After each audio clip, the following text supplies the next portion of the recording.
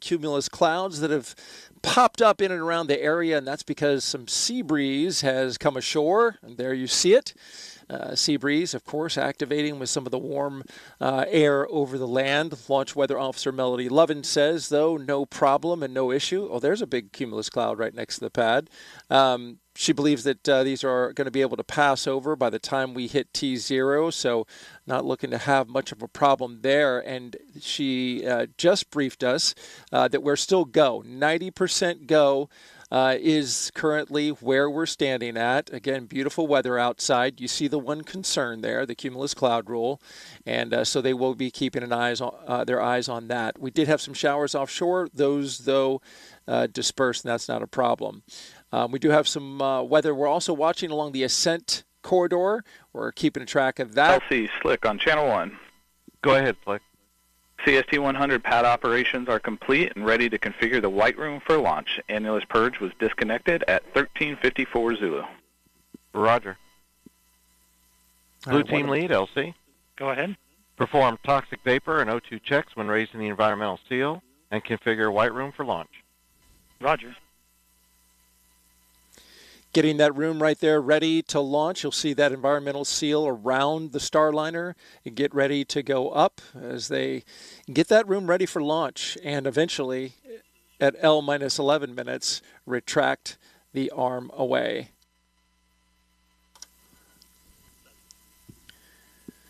All right, again, the ascent corridor weather, though, it is low for any issues. So all across the board, we still look good for weather. There's a look at the satellite loop, and you can see all across the eastern seaboard, all the way up into the maritime provinces of Canada. Fortunately, we got a high-pressure system off North Carolina that's keeping everything pretty stable and clear out there. Just a couple of issues along the way, but nothing that would put the Starliner at risk of splashing down all along that track if they needed to, should something happen to the rocket. We're looking good so far from out here at Slick 41 and Hangar AE, and we'll send it back to the host desk. And let's take another look at the crew for this flight test. We see Commander Butch Wilmore. He was at the bottom left corner of your screen, NASA astronaut and retired U.S. Navy captain. Raised in Mount Juliet, Tennessee, married to Deanna Wilmore, and they have 2 daughters. As a naval pilot, Butch racked up more than 8,000 flight hours and 663 carrier landings, all in tactical jet aircraft. He completed 4 operational deployments supporting missions like Operation Desert Storm. Before his selection to NASA, Wilmore was on exchange to the Air Force as a flight test instructor at the Air Force Test Pilot School at Edwards Air Force Base in California. Butch is a veteran of 2 space flights as pilot on Space Shuttle Atlantis in 2009, and then 5 years later he served as flight engineer for Expedition 41. So far, Wilmore has spent 178 days in space and performed 4 spacewalks, so this flight will be his 3rd mission to the ISS. And Suni Williams, CFT's pilot and a retired U.S. Navy captain. NASA selected her as an astronaut in 1998, just 2 years before Butch. This will also be Suni's 3rd mission to space, making her the first woman on a test flight of an orbital spacecraft. Her first trip to the ISS launched in 2006. She served as flight engineer for Expeditions 14-15. She then returned to the orbiting lab in 2012 and was commander of Expedition 33. Suni has more than 50 hours of spacewalk time, the 2nd most cumulative time by a female astronaut. So far, she has spent 322 days in space. Before NASA, Suni was a former naval test pilot and instructor, logging more than 3,000 flight hours in more than 30 different aircraft. Williams grew up in Needham, Massachusetts, and is married to Michael Williams. She enjoys hanging out with their dogs, working out, hiking, and camping, as well as working on cars and houses. As the crew aboard Starliner prepares to launch to the space station, let's take a look at what's in store for Suni and Butch while on this mission. The mission of the Commercial Crew Program is to provide transportation for astronauts to the International Space Station. Multiple providers provide you redundancy. Redundancy is important, as we know. In our systems, we have redundant systems. But actually, more importantly, it's providing the aerospace workforce the opportunity to test out new ideas, new technologies, and work them into spacecraft. Butch and I are the first 2 to fly the Starliner, so this flight will be a crew flight test. so there'll only be 2 on board. We're going to fly it up to the space station, dock it, and test it all out, and then come back home. Everything's new. The procedures are new. We have procedures now that we didn't have a year ago because we've learned as the process has gone forward. We've had 2 test flights uncrewed previously, but this will be the first time we're putting people on it.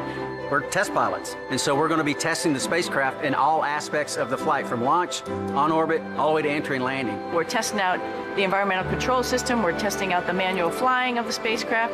Then while we're docked to the space station, we have a bunch of tasks to make sure that the spacecraft can act as a lifeboat. And just in case anything bad goes on the International Space Station, the crew on board can come to the Starliner and make sure that they're okay. This has a mode where we call it backup mode, which is your get home mode, if you will. We can, without any communication at all, we can still effect a return to Earth, do a deorbit burn, and hit the point where we're trying to land, even without our computers. You know, that old mantra, failure is not an option, because it's a very dynamic thing we do flying in space, and it's not very forgiving. And we know that, and that's why we have these multiple systems and multiple redundant capabilities, because human life is special, and we want to preserve it at all costs.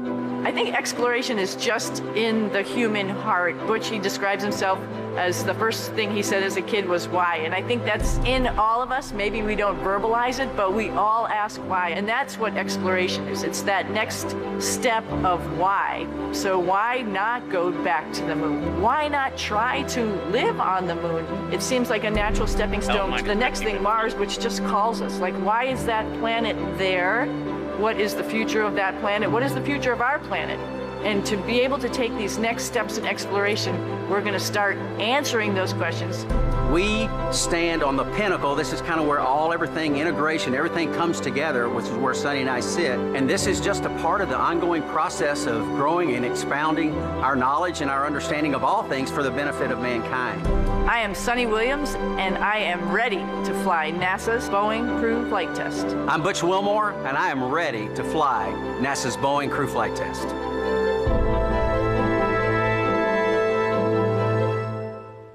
And we are ready here at 49 minutes, 17 seconds until liftoff. Now, this historic flight test will be a major milestone for United Launch Alliance. NASA's Antonio Jaramillo joins us now with ULA's CEO and president, who has more about this company's road to this moment. Thank you, Megan. Joining me is Tori Bruno, CEO and President of United Launch Alliance. Tori, it's so great to have you back on here.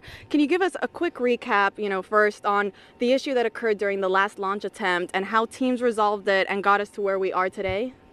Absolutely. So we have a ground system at the pad that controls the things that occur in the last few moments before we go to ignition. This particular system is the one that releases the rocket from the pad and controls what happens to getting the umbilicals loose. And we have a triple redundant system that is also able to vote, and we lost one card within one of those 3 chassis that do this. The crew was never in any kind of danger or anything like that, but in our timeline, had that failed much later, we would have relied on the double redundancy and voting that remained, but that early on, our criteria says stop and understand what's happening. We did resolve it the next day on a Sunday. It is a card within a chassis that has power supplies. It was one of the 2 power supplies that are also redundant, and so the flaw was really that power supply going down and not switching to the backup supply built into the chassis. So we removed it, we replaced it, we put the modules right back in it. The chassis we're using we know works because it's the same chassis we used to launch Vulcan on Cert 1. Everything has checked out and been retested, and now we're good to go. That's great to hear, and it is a beautiful day right now. It looks like it's going to be a beautiful launch. What's the trajectory like for this launch? I mean, who along the U.S. will be able to see it? Yeah, this is a very unique trajectory because it's flat and long for crew safety. And so it'll head out from here, it'll go north and a little bit to the east, and so all along the southern coast of the United States you have a pretty good chance of seeing it. And what that trajectory allows us to do is to have no blackout areas where the crew would be unable to abort the flight, God forbid, in the event of an anomaly. And it delivers them just short of being orbital, so if there were any issues with the capsule's propulsion system, they get a free return safely to the surface of the Earth. So very unique for us. We've never flown, apart from the test flights of this capsule, a trajectory that is suborbital before. Wow, and talking about uniqueness, is there anything new or different on this Atlas V rocket for this crewed launch compared to other uncrewed Atlas V launches? Yes, there are. There's a handful of things, and they are all safety related. So the most obvious thing is there's no payload fairing, because if there were to be an abort where we want the capsule to fly the crew safely away, the fairing would be in the way, so we fly without it.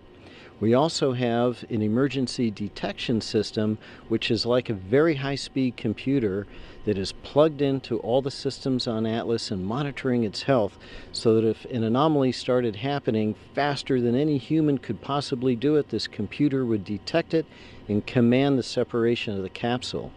And of course, on Centaur, we have 2 RL-10s instead of 1 rocket engine for more thrust, because of that long, flat trajectory. The last thing we do is actually kind of subtle and maybe a little bit trivial for most people, but we anodize the first stage of the booster to protect it from a thing called stress corrosion cracking. And just to be extra careful for the crew, we actually double the thickness of that anodization. Wow, that is fascinating. Tori, thank you so much for joining us here today. Megan, Dee, Mike, back over to you.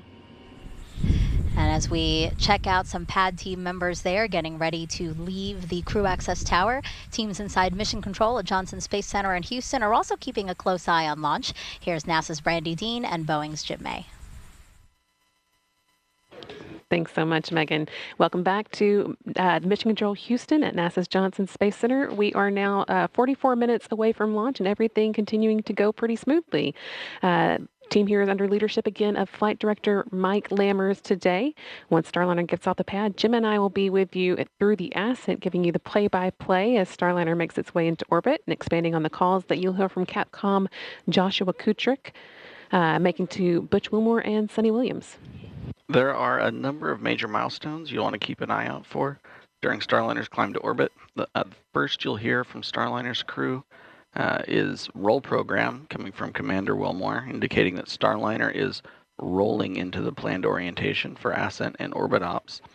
Then about 45 seconds into flight, the crew and Starliner will reach what's called max Q, which is the maximum dynamic pressure that they will experience during ascent, and that happens just before they reach Mach 1.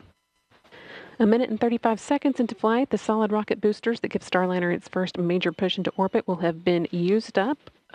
Starliner will then hold on to them for just a little more than a minute after that, and then jettison the boosters before second stage takes over and gets Starliner the rest of the way to orbit. Starliner will actually reach orbit about 11 minutes and 58 seconds into flight, at which point the Centaur's main engines will cut off.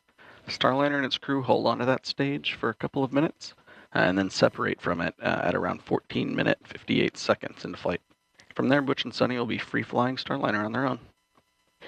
During ascent, you'll hear Kutrick mentioning a number of abort-related milestones as Starliner moves past them. Starliner can safely abort all the way up to orbit, as you just heard in that interview we saw from Florida. That includes the East Coast, off the coast of Newfoundland, and off the coast of Ireland. Beyond that, it would just be able to safely abort to orbit, and of course, we're hoping not to need any of those options. And the last major milestone before crew begins what we call orbit ops is the orbital insertion, or OI burn, which will move Starliner into a slightly elliptical orbit as opposed to the more slightly suborbital trajectory that it starts off in after separating from the Centaur. From there, Starliner will be on its way to the International Space Station. And speaking of the space station, let's check in with Rob Navius and the International Space Station Flight Control Team. Rob? Go ahead. Thanks, Brandy. Back here in the International Space Station Flight Control Room, flight controllers are keeping tabs on the countdown and monitoring the work on board by the Expedition 71 crew in advance of Starliner's scheduled arrival tomorrow. After docking, NASA astronauts Matt Dominic, Mike Barrett, Jeanette Epps, and Tracy Dyson, along with Station Commander Oleg Kononenko of Roscosmos and fellow cosmonauts Nikolai Chub and Alexander Grabenkin, will be ready to roll out the red carpet as Wilmore and Williams float through the hatch into the Harmony module. Now, the dock timeline is designed to be variable. That means that the number of days Starliner could stay at the station could be adjusted depending on any further launch delays or undocking delays caused by weather conditions at the western U.S. landing sites for Starliner.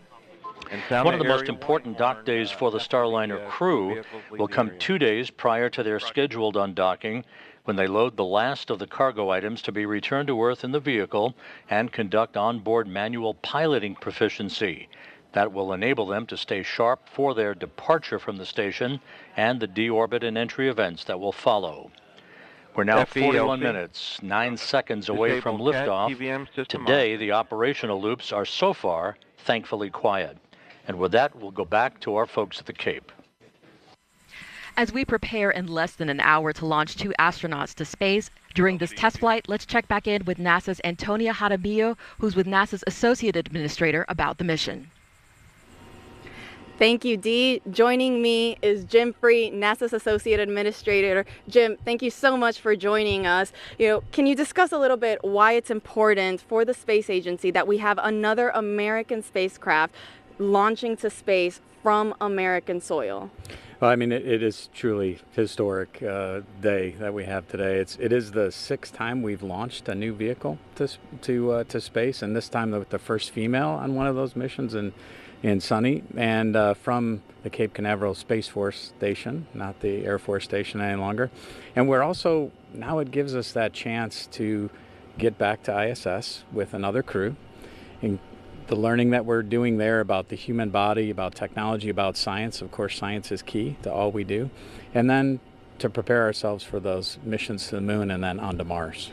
Absolutely. A lot of firsts, a lot of important things for sure happening on this mission. You talked briefly on this. Can you discuss again why it's important just in general that we have multiple spacecraft available to send humans to space? We need that access. So right now we have one provider giving us that access to space station. This will give us a second provider, which means if we have a problem with either, we have ways to get our crews to and from station, which helps keep the tempo that we've had for 23 years of having humans in low Earth orbit, but also that opportunity to get the crews back if there's an issue at all, and keep that presence going. Absolutely.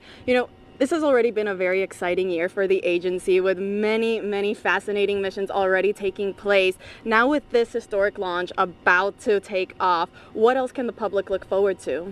It has been a great year, and certainly a lot of learning already for me about the incredible mission that we have at NASA. And the missions that we have remaining this year, I'll just highlight a couple of them. Europa Clipper, which will be an incredible mission for us to watch in its journey and understanding even more about the solar system. NISAR, which will help continue our learning of Earth. And then we have X-59, that first A in NASA, right, the aeronautics, which will go through its first flight this year. We're about to do an engine run-up on that aircraft. And of course, heading towards Artemis 2 next year. The crews in Washington this week planted a moon tree just yesterday with our deputy administrator, and that gets us on our path back to the moon. Absolutely, and we cannot wait for all of those missions. Jim, thank you so much for joining us here today. Megan, D, Mike, back over to you. Thank you both. And we are now 38 minutes until liftoff of NASA's Boeing crew flight test with Butch Wilmore and Suni Williams. You can see there inside the Starliner spacecraft, patiently, maybe, awaiting liftoff, right, Mike? Oh, they're very patient at this point, and so far so good today. It's been a very smooth count, as Rob Navius mentioned earlier. And so the plan is for Butch and Suni to be docked. That Roger. Was a call out saying that the pad team has cleared the pad. Now, the plan is for Butch and Suni to be docked to the ISS for at least 8 days, and then after, they will return to Earth with a soft touchdown in the American Southwest.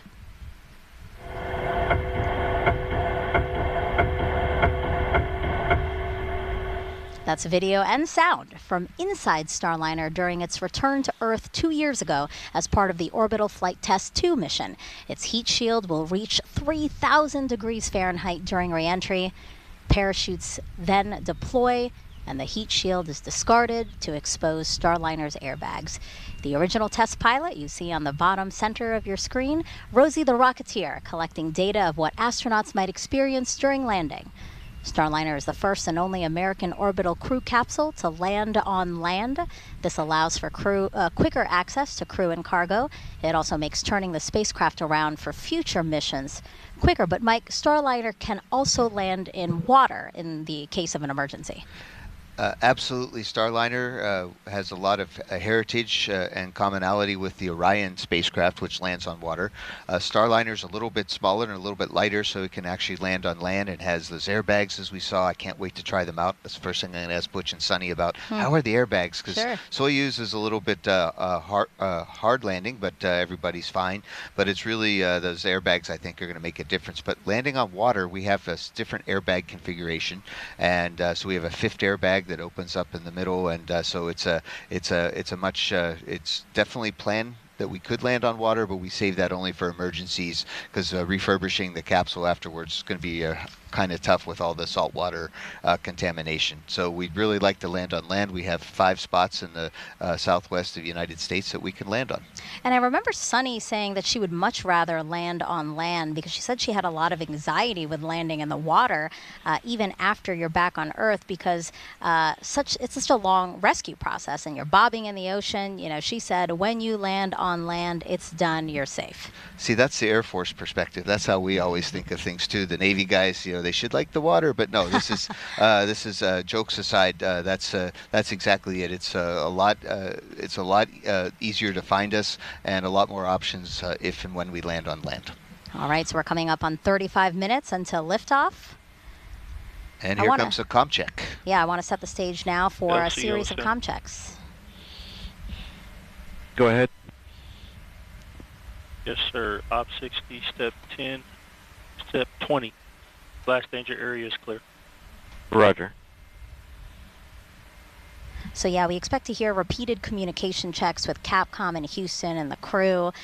This is an opportunity for them to also discuss any anomalies or resolutions to those anomalies, but we've been saying no issues, the team today, so that's great news. And then these comm checks that we'll hear now, we're going to periodically hear them throughout these final 34 minutes. And again, communication is so important, and we want to make sure that those channels are working properly from the crew to everybody else on the ground that's helping to monitor launch. And where we are now, again, the pad team has cleared the pad. So it's just Butch, Suni, a Starliner, and Atlas and Centaur all together. Right. Yep. The first 2 astronauts to fly in Starliner. Go ahead. Yes, sir. I can also give you step 60. Flight hazard area has been cleared of all personnel accounted for. Roger. Butch and Suni, the first 2 astronauts to fly in Starliner.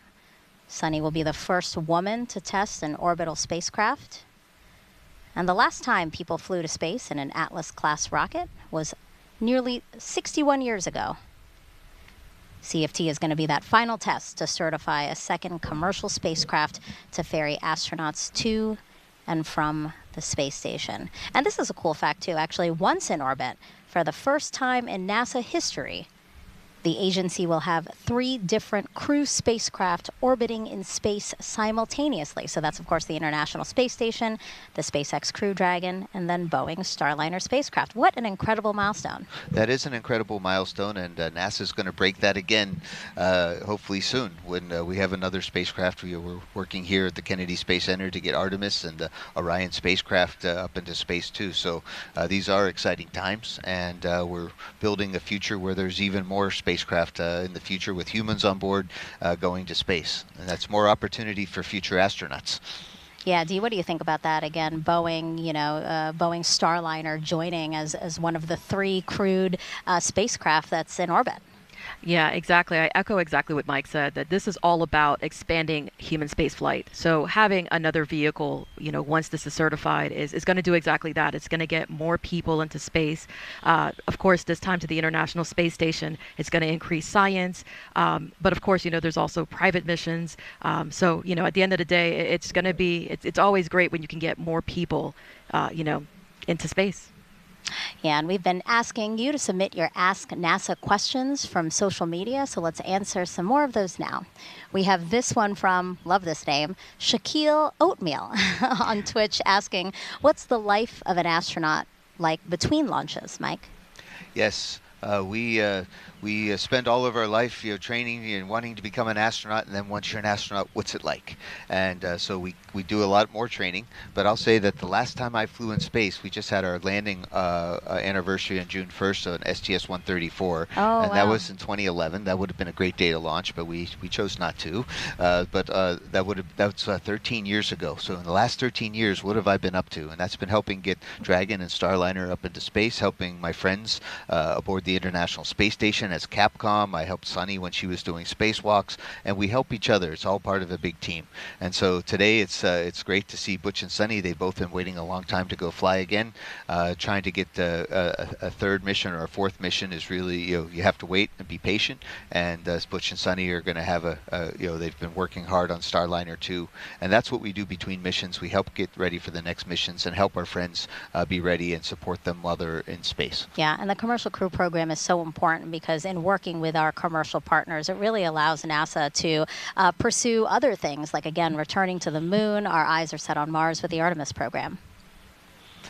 Indeed, and I'll just say I've enjoyed working both with SpaceX and really with Boeing. I mean, when we saw our teammates on the montage earlier, it just it made me tear up a little bit, and I'm not afraid to say that because there's a lot of respect with the team. And let's take another question now. This one is from World Citizen on YouTube asking, does the crew on the space station watch the launch? So right now it's the middle of L minus 30 minutes. 30 minutes to go. RC, conduct weather briefing on Channel 8 Weather Conference Net. Roger. So arm controls, start arm hydraulic final preps. Roger. LOX 1, perform pogo suppressor charge. Roger. Prop 1, perform RD-180 transducer converter calibration. Roger. P&E 2, perform Centaur LH2 SVV cycle test. Roger. That's all the communications between the launch team, basically all the steps that's needed to get us to T0. Yes, less than 30 minutes left. So aboard the International Space Station, if the crew gets a minute, I do believe that they're beaming up this launch broadcast. So hi to my friends aboard the International Space Station that they're going to watch the launch. They're very invested in this. They've been waiting for weeks, months for the Starliner to arrive, and we're good friends with the crew on board, so it's going to be very cordial. But yes, I remember watching minus 29 minutes. The shuttle's launch. And then when my friends landed on either the shuttle or on the Soyuz, we would try to watch the landing coverage too. So certainly we were always watching NASA TV. And we did get a chance to talk to NASA astronauts Tracy Dyson and Jeanette Epps prior to launch. Prop 1, LC. Prop 1, go. Are we complete? Yes, RD-180 transducer converter calibration is complete, and the engine FIV is open. Roger. Flight control, start flight control, final prep. Roger. LC, P&E 2. Go ahead. Centaur LH2 SVV cycle tests are complete. Roger. Again, Tracy Dyson, Jeanette Epps, two of the astronauts that are on the International Space Station already. We did get a chance to talk to them prior to launch. Update complete. And they said they are ready for Butch and Suni to arrive. They've gotten their areas all set up for them, so they're really excited to welcome them just about 26 hours after liftoff today.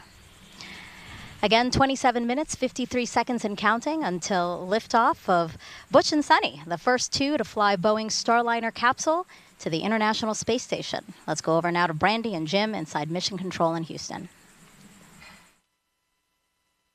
Thanks, Megan. Lead crew flight test flight director Mike Lammers is getting ready to poll the flight control team here in Houston for a go or no-go, verifying that all of Starliner systems are ready for launch. Everything is looking good at the moment, and Lammers will use this poll to determine his own response to the final go, no-go poll by the launch conductor just before liftoff. Once we do get into the terminal countdown time frame, there are a few major activities that the team will oversee. The first is Starliner's transition from ground power to battery power. That comes about 18 minutes before launch, and we leave it as late as possible so we can launch with those batteries as... Go ahead. Arm hydraulic final preps are complete. Roger. L minus 27 minutes.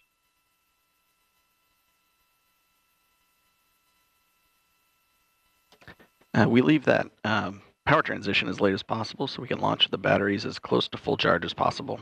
A few minutes later, with less than 10 minutes to go before liftoff, Starliner's ordnance will be armed. That activates the critical systems that are needed to detach all the things that Starliner would ultimately deploy or jettison as it climbs to orbit, or back for a landing if that became necessary. And then finally, just 1 minute and 15 seconds before launch, they'll work with the crew to activate the launch abort system, which would rocket the crew to safety in the case of an abort or on the pad early in the ascent. This will likely be the last you hear from us until liftoff. So we are going to send you back to the team in Florida to let Megan, Dee, and Mike see us through the rest of the countdown. Go Starliner. Now let's take a closer look at Starliner, the next generation crew capsule that you see atop the Atlas V rocket there on launch pad 41 on Cape Canaveral Space Force Station.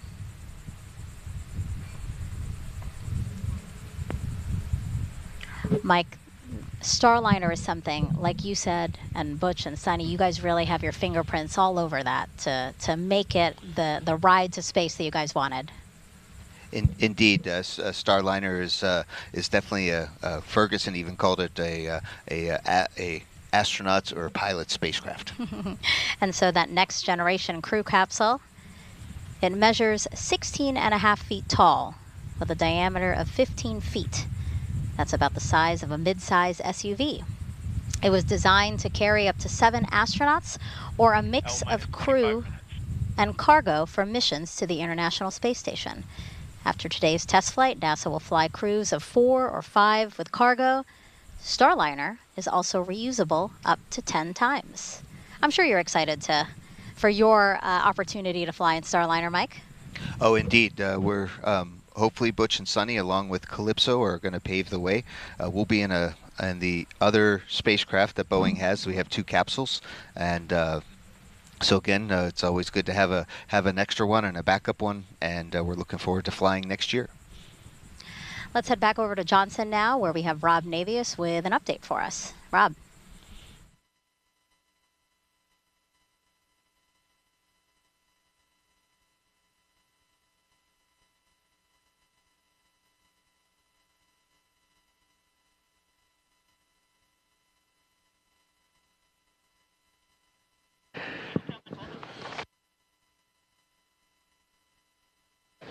As we mentioned earlier, in the midst of Starliner arrival preparations on the station, NASA astronauts Matt Dominic, Tracy Dyson, Jeanette Epps, and Mike Barrett are preparing spacesuits to be used for a trio of spacewalks scheduled to begin on June 13th.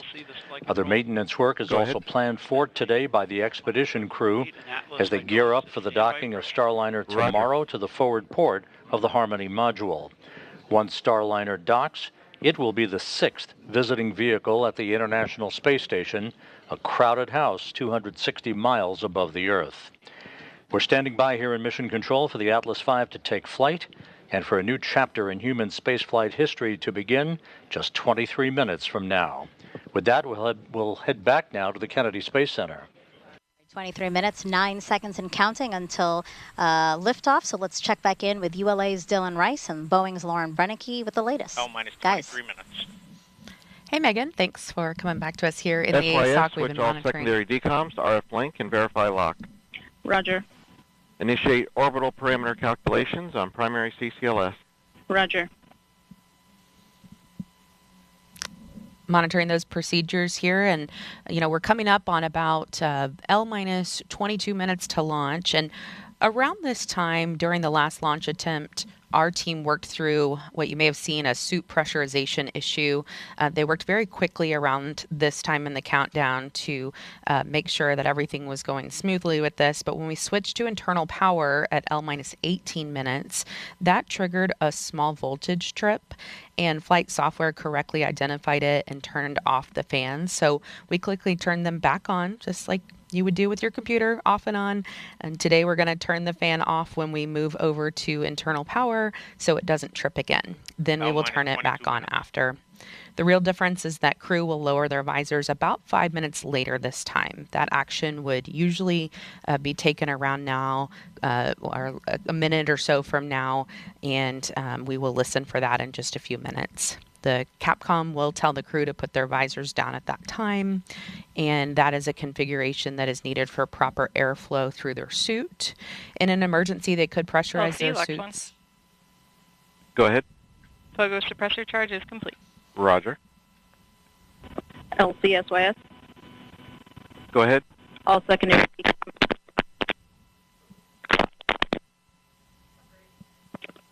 Secondary. Yeah, you're breaking up, SYS. All secondary become verified on RF link. I did copy that. Please check your headset.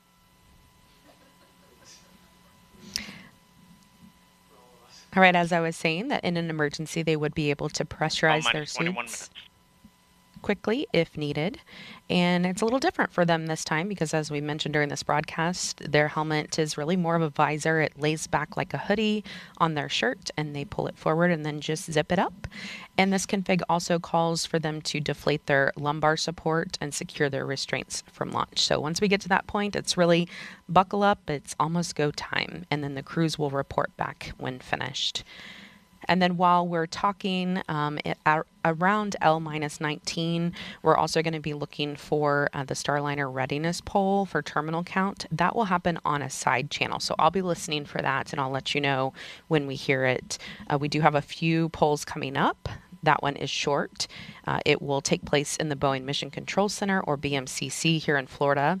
That is where the spacecraft launch conductor, Brian Gartner, will pull people in that room in charge of the propulsion system. Yeah, you see the room there on your screen. Oh, minus 20 minutes. P&E1, reinitiate AHB charging. Roger. RLM, verify redline monitor and event table are in the correct configuration for terminal count. The lumbar support. Verify. RC, verify solar radiation, acceptable for launch. Verified. Right, you might have heard, kind of came in faintly. Starliner copies. They asked them to go ahead and deflate their lumbar support. Wasn't sure if we're going to hear a little bit more about that. But again, there will be 3 calls coming up on this Starliner readiness poll for terminal count. They will pull the mission support room manager, or MSR. After launch, the BMCC turns into mission support as things shift over to Houston. They will also poll the spacecraft test conductor, who monitors our power systems. Switch to channel 1. All personnel and visitors remain in present position until launch. Maintain operational silence in the LCC. This is the LC with a terminal count briefing. If a condition exceeds a launch constraint anytime after the terminal count status check, the observer shall announce hold on channel 1, identify their station, and briefly state the reason for the hold.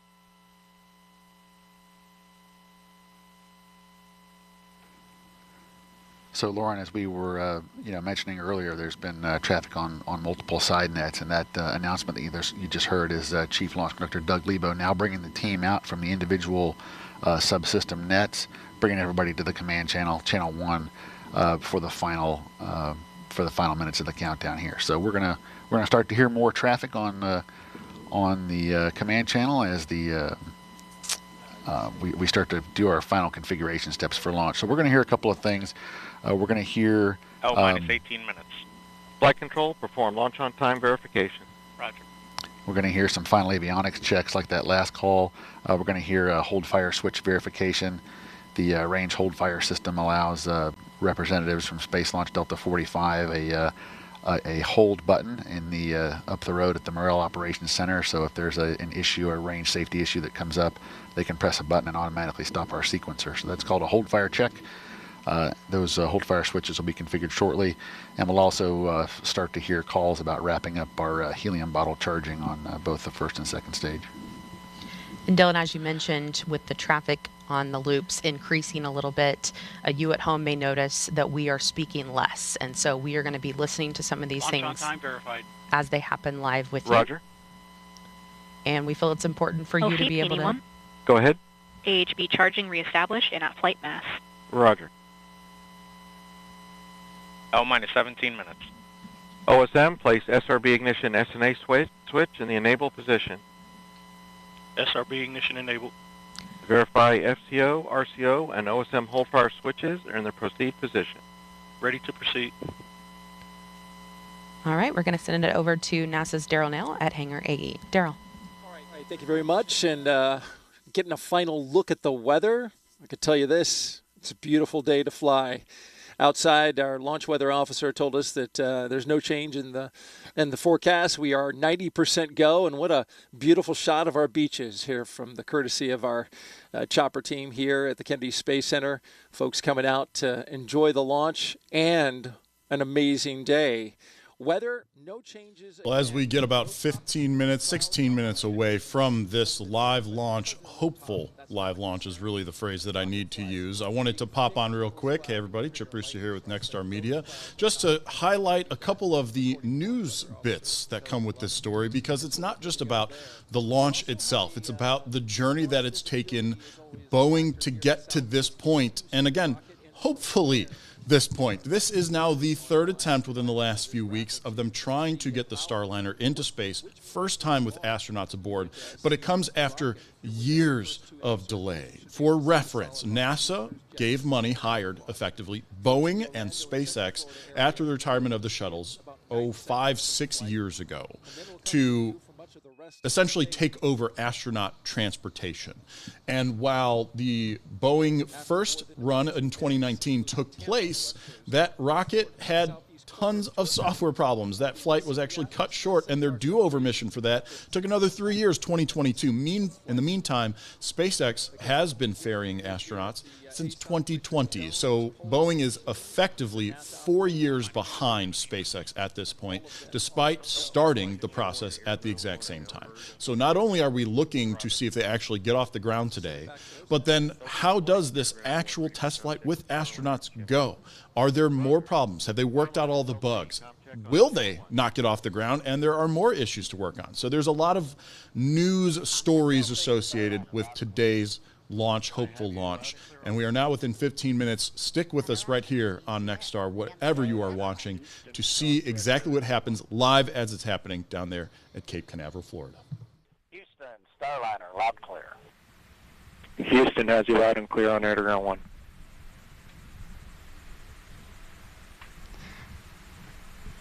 Test flight, and Boeing is working towards certification. To do that, there are a total of 87 flight test objectives and many more operational capability checkouts. So take a look at some of the main objectives with the crew on board. I'll go through a couple of them here.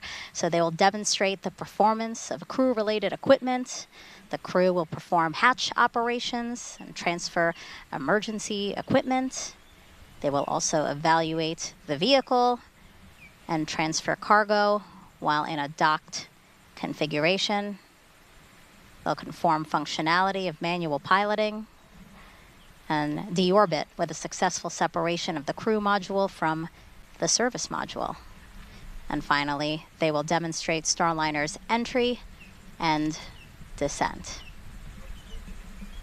13 minutes and 24 seconds from only the 6th time NASA astronauts will launch on a new spacecraft designed for crew. And if you're curious about the previous 5 flights, we have you covered. Check out our video here.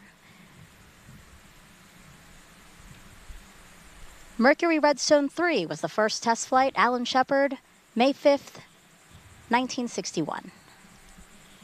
Gemini 3 with astronauts Gus Grissom and John Young launched March 23rd, 1965.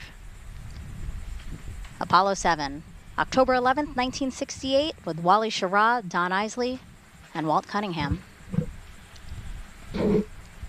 STS-1 launched with astronauts John Young and Robert Crippen, and it launched April 12th, 1981. Starliner Houston, your suit fan Bravo is repowered. It looks good. Please close your visors. Column closed. You saw video there of Demo 2, May 2020, Doug Hurley, Bob Benkin. And then, of course, today's NASA's and Boeing's crew flight test with Butch Wilmore, and Suni Williams. You know, Mike, 12 minutes and 15 seconds to go. How are you feeling? I am excited. I'm grateful to ULA and Boeing and NASA team that we are sharing this historic moment together. Go Starliner. Yeah, our hearts and well wishes are with Butch and Suni as they make history testing what is poised to be the second commercial crew vehicle that is certified to ferry people to and from the International Space Station. So with 11 minutes and 46 seconds to go, let's send it back over to ULA's Dylan Rice and Boeing's Lauren Brennicke to walk us through the final moments of today's launch countdown. Let's do it, guys. Let's do it, Megan. We just heard the Starliner readiness poll is a go. We know the crew's visors are down now, so we are moving along smoothly into the final 11 minutes and 30 seconds of this countdown. This is an instantaneous launch window today, which means that we will launch when the orbital path for the ISS aligns with the Space Coast. Once we get into orbit, Starliner will be working to catch up with the space station, eventually reaching speeds of more than 17,500 miles per hour. It'll take about 25 hours or so to get there. And we are going to be watching here any minute. minus 11 minutes. For the crew access arm. Control, so the crew access arm for launch. Roger. Right on cue. Crew access arm about to start moving away from the spacecraft. And Dylan, we will watch it move very slowly today, but it could move much faster if needed. That's right, Lauren. It takes about 2 minutes to rotate the 120 degrees back away from Starliner to its stowed position and latched position on the crew access tower. Here we go. But we could, in the event of an emergency, redeploy it in less than 15 seconds. It's amazing that it can do that. We hope to not have to ever see that happen. After liftoff today, Brandy and Jim will continue commentary from Houston through ascent, spacecraft separation, and the orbital insertion burn. We will have the shot of Butch and Suni inside Starliner until the moment of launch, and then we will get it again when we get to the ISS. minus 10 minutes. Flight, verify CFT 100 on internal power. Verified. Starliner, configure ordnance for launch. Touch and wait. All right, the spacecraft is running completely on its own now. And they are configuring ordnance for launch. That means the devices that initiate our separation events are ready to support both nominal and contingency operations that happen or could happen during ascent.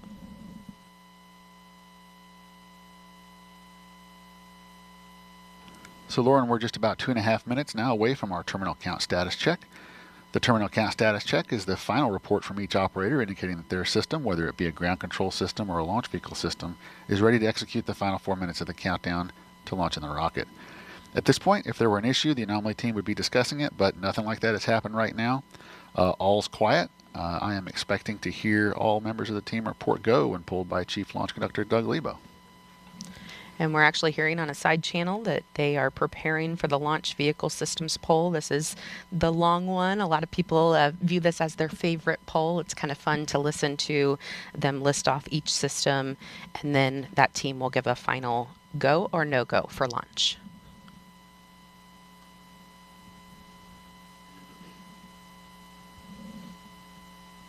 And we will be able to watch cameras on the rocket today, and live telemetry feeding back will provide a real-time look at the spacecraft model when video isn't possible during the ascent as it moves through the dynamic phases.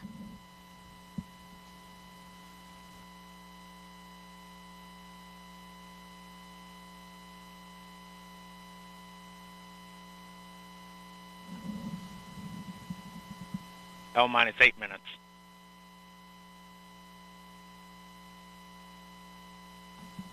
Under 8 minutes before Butch and Suni head back to a place they consider home. Both of them have spent 2 different stints of about 6 months on the International Space Station, and they are thrilled to be going back for a 3rd time. Suni told me she even cried the last time she left the space station because she didn't know if she would ever go back. So this flight is a dream for her. LC arm control. Go ahead. Crew access arms stowed for launch. Roger. LC switch to ready position. All steps are complete prior to status check.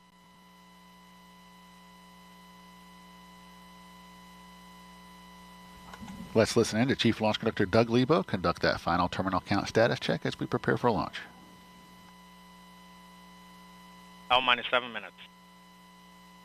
Status check to proceed with terminal count. Atlas systems, propulsion, Go. hydraulics, Go. pneumatics, Go. LO2, Go. water, Go. Centaur systems, propulsion, Go. pneumatics, Go. LO2, Go. LH2, Go. has gas, Go. electrical systems, airborne, Go. ground, Go. facility, Go. RFFTS, Go. flight control, Go. GCQ, Go. op support, Go. comm, Go. umbilicals, Go. arm control, Go. ECS, Go. redline monitor, Go. quality, Go.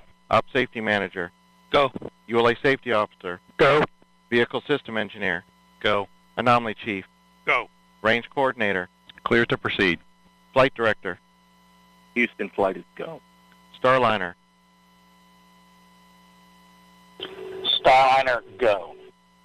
launch director, You have permission to launch. proceeding with the count. ALC, verify T0 is set for 14:52:15 Zulu. Verified.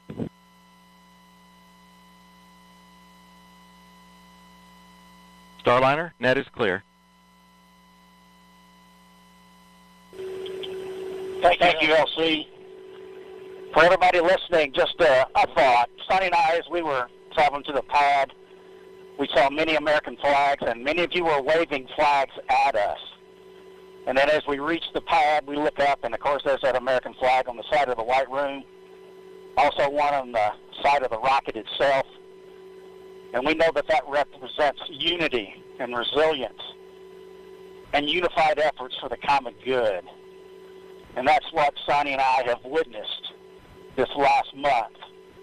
Each of you displaying what this nation's forefathers envisioned, a people committed to God, family, and country, a people who use their gifts and talents for the common good, and are passionate and tough.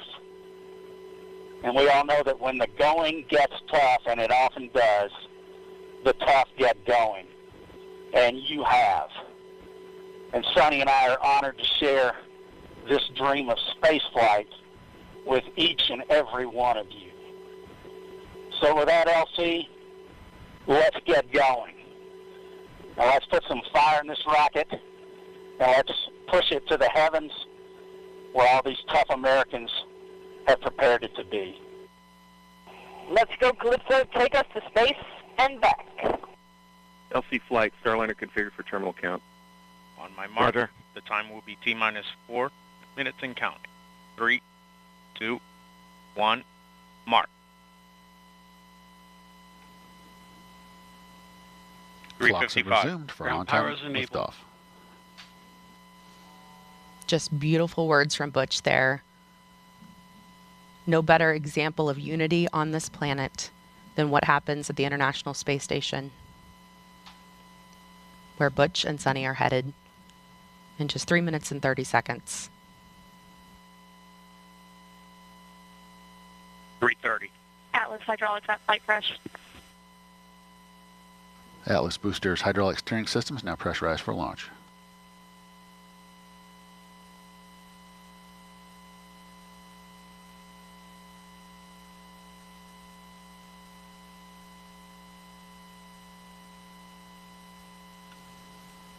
Starliner's LAS prop valves are configured for launch, the propulsion valves that need to be open in the case of an abort from the pad. 3 minutes. Pressurizing Atlas tanks.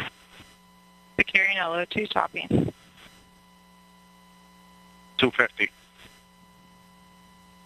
FTS internal.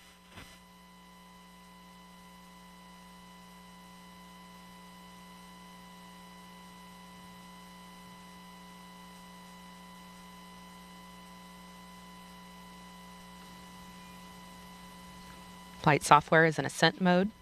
It is now set for the uphill climb.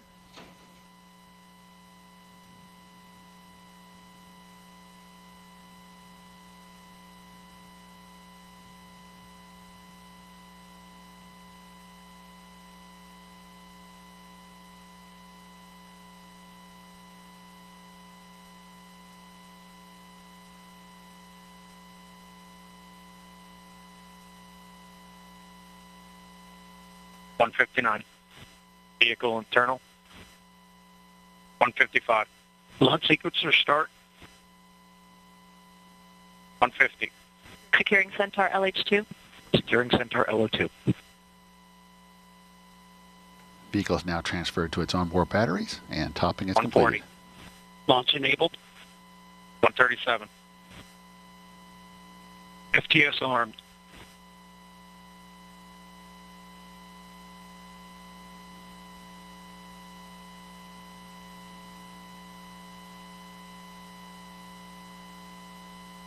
$120. OCU's armed. SCS count started. EDS ascent. Starliner, last arm to auto. Last arm auto. Roger. That call meaning if the emergency detection system on Atlas detects something. Rock report range status. Range green. 54. POP started. It will trigger the launch abort system on Starliner and fire automatically.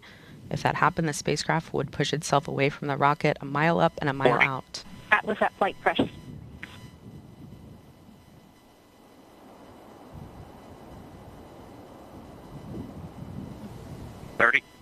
Centaur at flight press. 25. Status check. Go Atlas. Go Centaur. Go Starliner. Godspeed, Butch and Suni.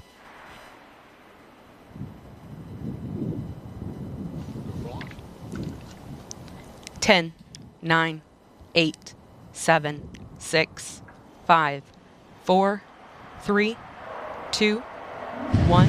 Ignition. And liftoff of Starliner and Atlas V, carrying 2 American heroes, drawing a line to the stars for all of us.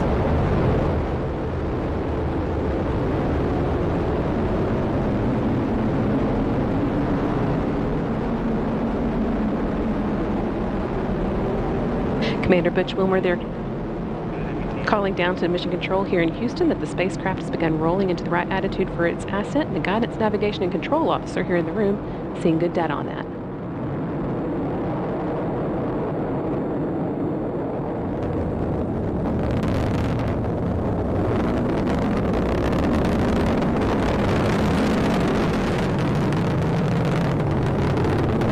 Starliner passing through max Q, or the point of maximum dynamic pressure where the forces of air friction are highest, which in Suni will shortly be passing through Mach 1, where the speed of sound.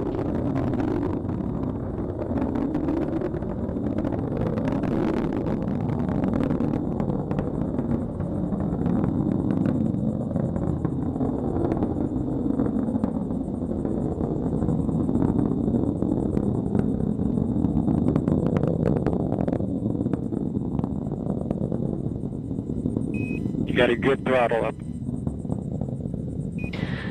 Starliner and Atlas looking good with speeds and attitude increasing as expected. Coming up in less than 20 seconds, the solid rocket boosters will run out of fuel and burn out.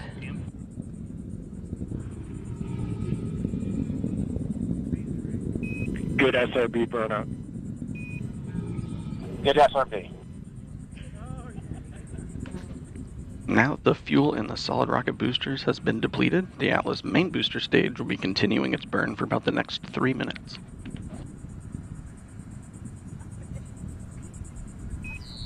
Good handle.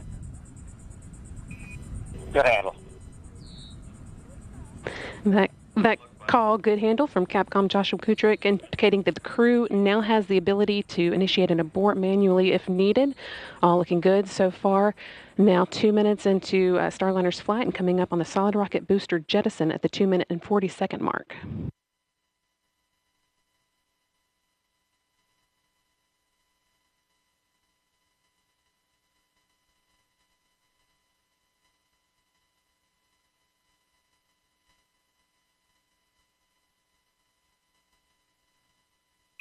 CLG and yet good trajectory.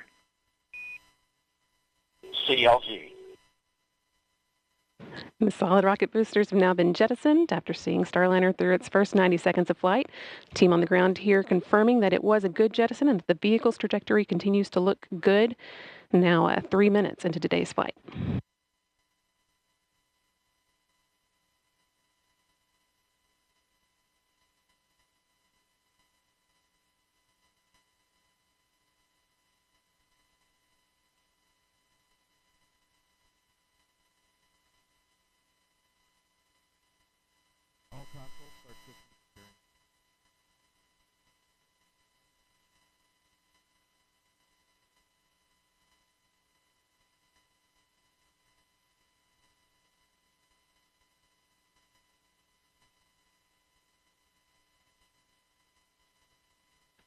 Atlas booster now throttling back to limit the G-forces on Butch and Suni, trying to limit that to around 3.5 times the force of gravity you would feel while on the ground.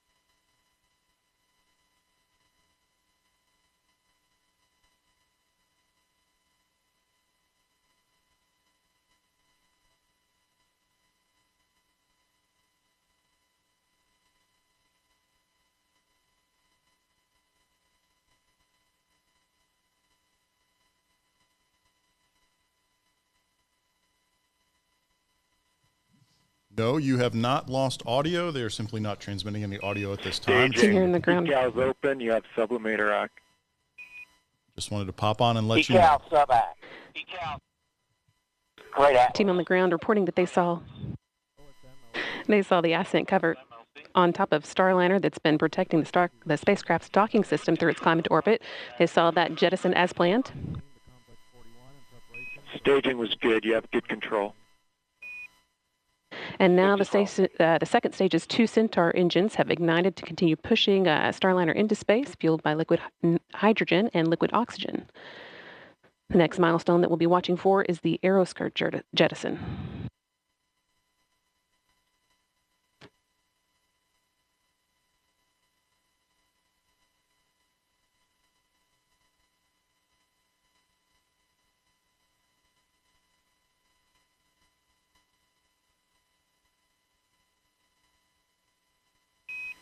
Starliner, you had good booster performance. You're up to plus 31. Plus 31.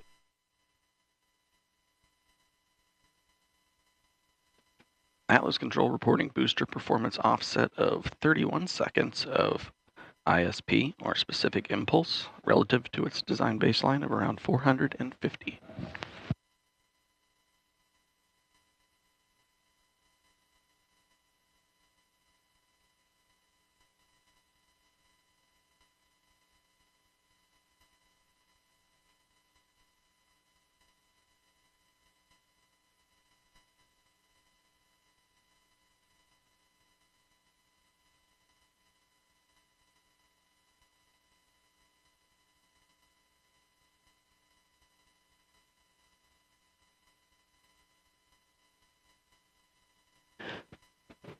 All continuing to perform well, almost 7 minutes into today's flight.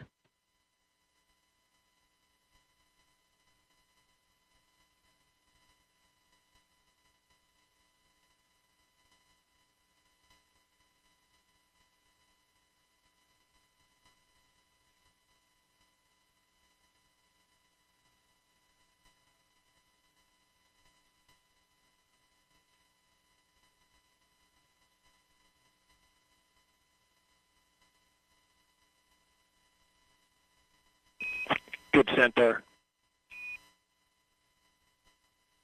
Good Centaur. Capcom Joshua Kutrick continuing to pass good news up to Starliner's crew. At last one reporting that the Centaur upper stage remains in good condition and is performing well, pushing them into orbit.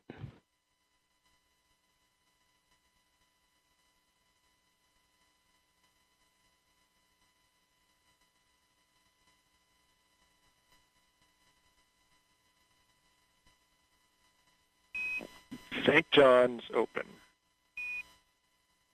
St. John's. Starliner is now entering its first guided abort range, where Starliner would direct itself towards a specific location in the event of abort. In this case, just off the coast of St. John's, the capital of the Canadian province of Newfoundland, Labrador.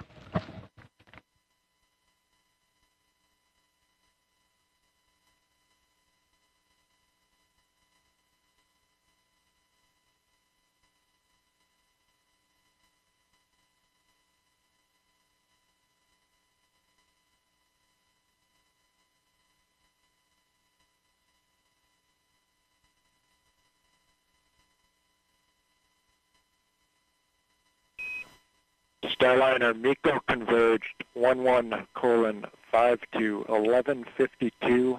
Good perf, you're at 34 to 36 seconds. 11:52, 34 seconds. That call letting the crew know that the main engine cutoff, MECO, should happen just about on time, about 12 minutes into today's flight. Another good indication that Starliner's ascent is taking along exactly as expected. Main engine cutoff is a major milestone marking Starliner's arrival on orbit.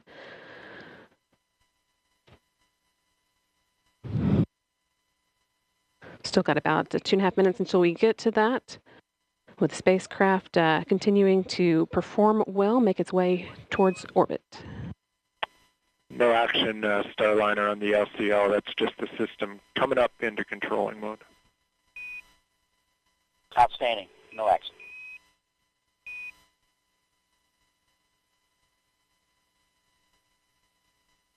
Once the main engine is cut off, the next step will be the launch vehicle separation. That's set to occur just short of 15 minutes after launch, when Starliner will separate from the rocket and fly free in space for the first time.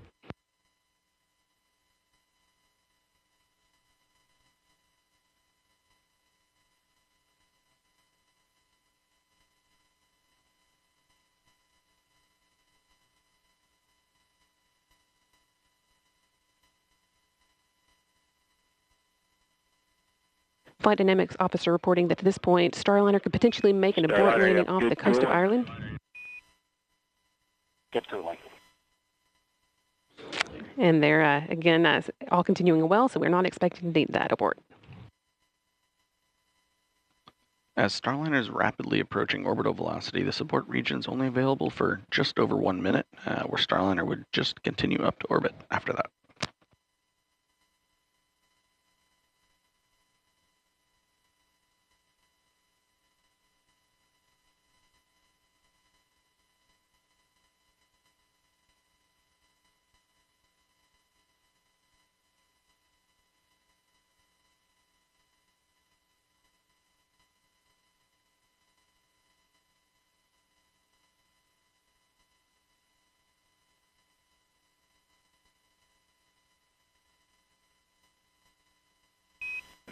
Seconds to MECO. Just 30 seconds to go. Now until main engine cutoff, marking Starliner's arrival on orbit.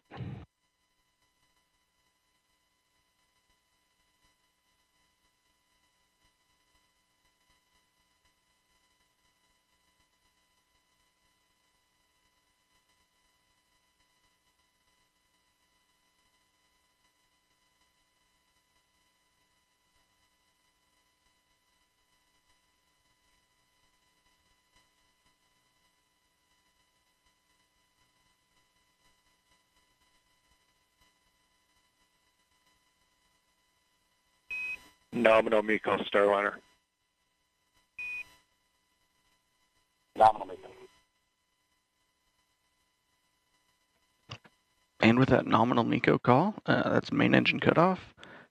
We've got good energy, meaning a good velocity for continuing to orbit, and a good plane, meaning Starliner's trajectory is aligned with the International Space Station for rendezvous tomorrow.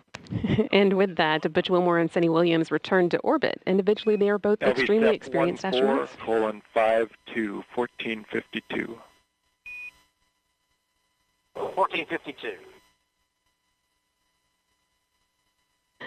They're both very experienced astronauts with a combined total of 489 days in space between them. Starliner is also the third spacecraft that they've launched in. Both have traveled to the International Space Station via space shuttles and Soyuz and are now well on their way to repeating the journey via Starliner.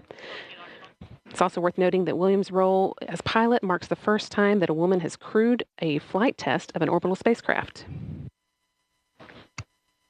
Just a few seconds ago, you heard Capcom Joshua Kutrich calling up to Butch and Suni.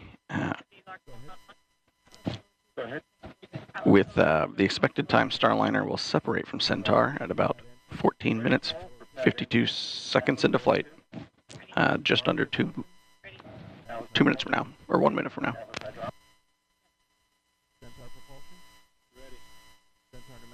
That is actually the last major milestone for Starliner's ascent. All the hard work is done, but we need for Starliner to be flying on its own before it can begin heading towards the International Space Station. There's a slight pause in the action here while Centaur repressurizes and does some attitude control. We'll get into the right orientation to send Centaur on its way and then jettison it and move into the right orientation for the orbital insertion burn, which will come about 31 minutes into flight.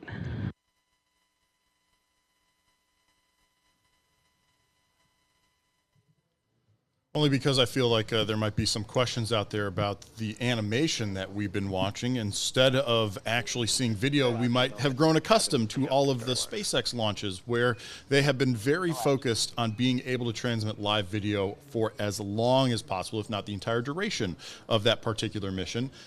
Boeing and ULA may have wanted that, and perhaps that is something that failed. I honestly do not know the specifics. I do know that, obviously, we don't have live video with this particular launch. Up to a point we had it, and then it went away.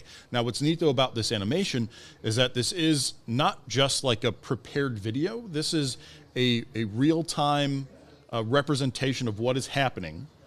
So there, the actual Starliner capsule has separated from the rocket, the Atlas V, that got them into space. So they're trying to give us... LVCEP confirmed. They're trying to give us as much as possible as far as what is happening in real time, just without those live video feeds. So that animation was showing what was actually happening. And now Starliner has separated from this Centaur upper stage. We have a big thank you to our partners at ULA, providing Butch and Suni a smooth ride to space.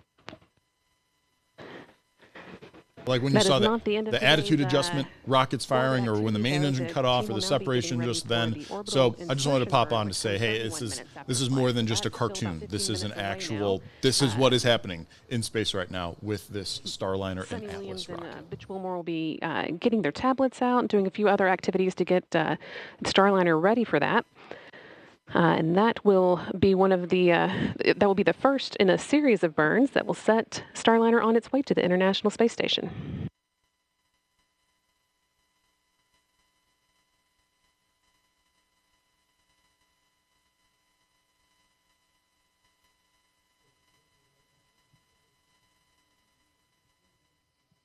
And actually, with that said, if this is the only screen that we have at this moment, I think I'm going to go ahead and wrap up this live stream for Nexstar because there's not really much else to see live. We will be keeping stories updated, though, with what information we get from NASA, Boeing, and ULA because it is not over. Yes, they have gotten the capsule into space, but now they are headed for the International Space Station, so they have to line up with that. Dock, get those astronauts off. Yay, that test complete. And then there's the return to Earth bit as well. Not all of that is happening today. So check your local Nexstar Media website to stay up to date with what is happening with the Starliner. Finally launched into space, years in the making, third attempt in the last month. The astronauts are now on their way to the ISS. Well, for Nexstar Media, I'm Chip Brewster. Take care, everybody. I'll see you on the next live stream.